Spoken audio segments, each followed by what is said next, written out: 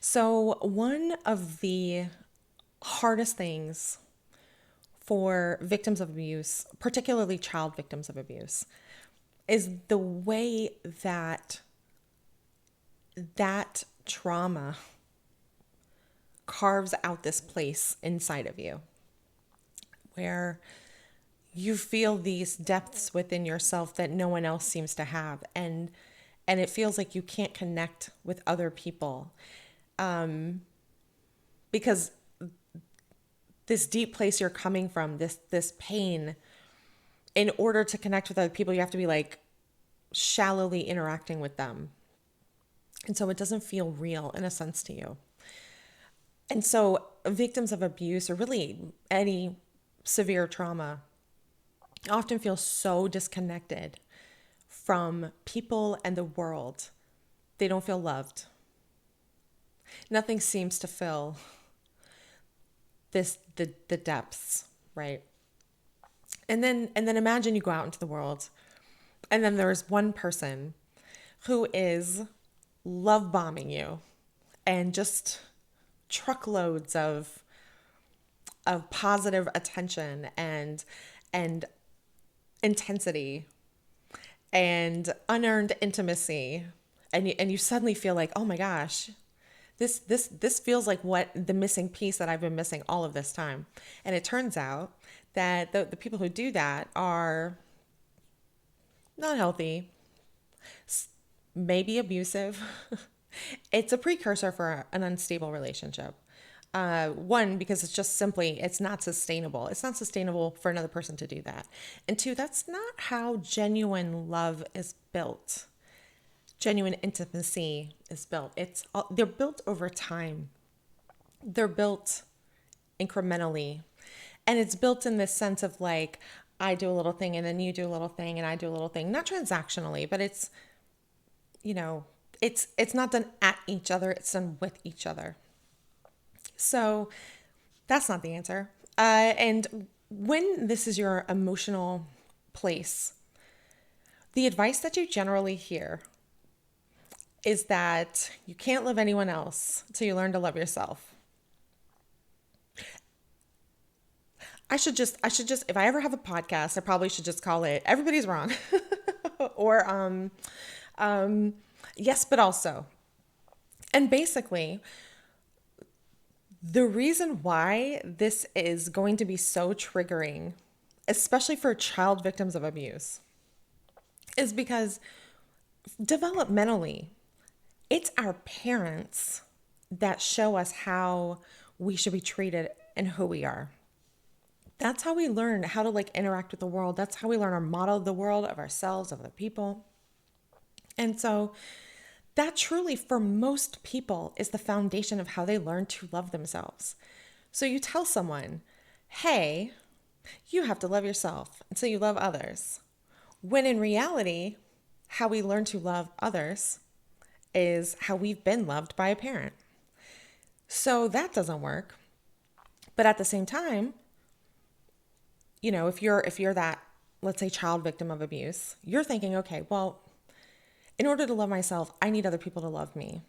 So you go into these relationships with unrealistic expectations of how a dynamic would work, because that will end up being very unhealthy. And so that's not the answer either, depending on another person to love you. You know, you can be in a position. It's like, to me, the pattern is the same as an incel, only instead of sex, we're talking about love or romance. And honestly, I've actually spent some time in our male mental health. And I think it lasted about 2 months before I was like, I can't anymore, because it was essentially a lot of very young, let's say 18 to 24-year-old men who were so upset that nobody loves them and that they are entitled to love and that human beings need love, blah, blah, blah. And there were older people who were saying, hey guys, yes, we recognize that you have these feelings, but also you cannot expect this. This is you're going to end up mistreating people. You're treating people like a delivery for this thing that you need, instead of as an actual person. They didn't like that. So anyway, so if it's not either, well, then what the heck do you do?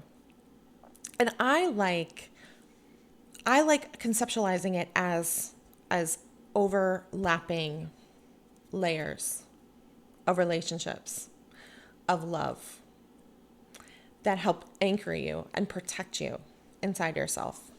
So if you can start to work towards self-acceptance, self-tolerance, right? You start planting those seeds. I am a person who doesn't deserve to be harmed, right? That's you don't have to quote unquote love yourself to start to speak to yourself that way. And that actually is a loving way to talk to yourself. It's a loving way to view yourself as somebody who is intrinsically worthy of respect, of being treated like well. And then you start to build not a relationship with another person, relationships.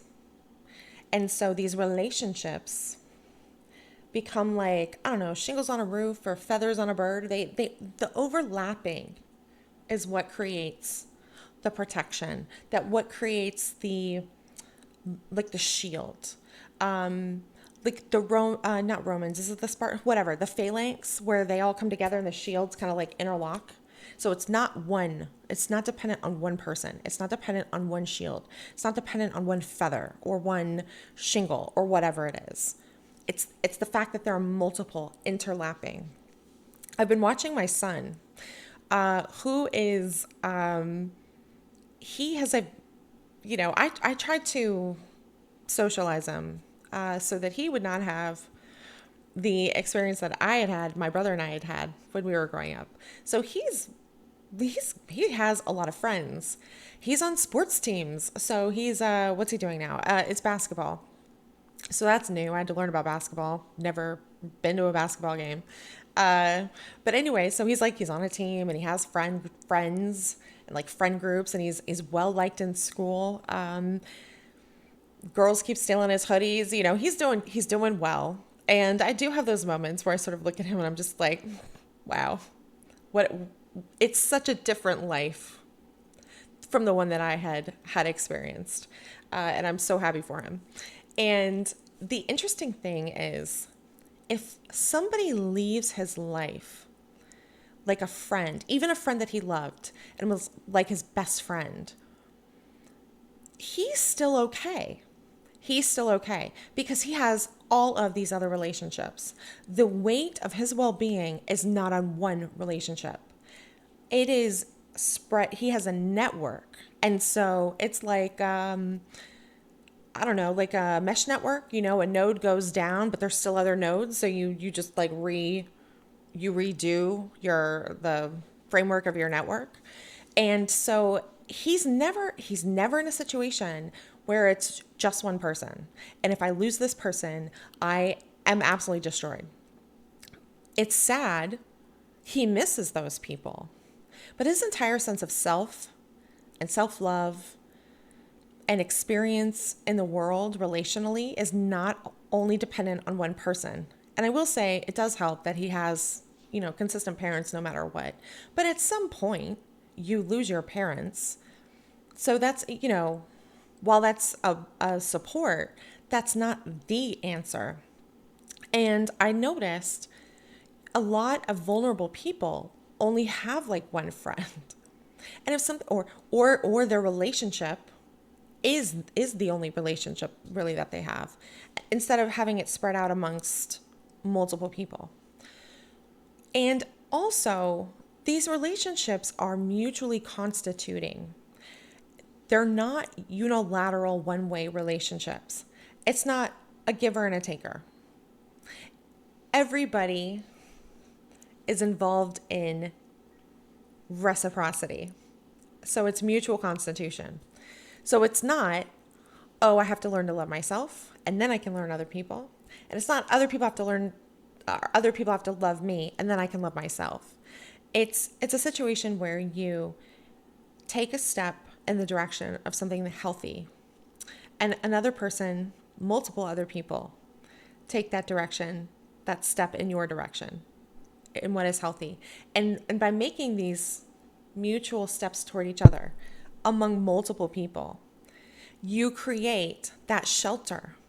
You create that love that anchors your soul and who you are.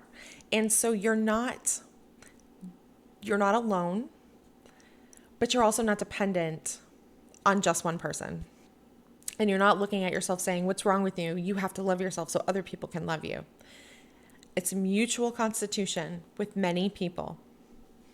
And so if you're in a place where you're vulnerable, and therefore vulnerable to maybe hurting another person, even if unintentionally. Like, let's just say you're not in a place to be in a safe relationship. And you're like, well, how do I start that process?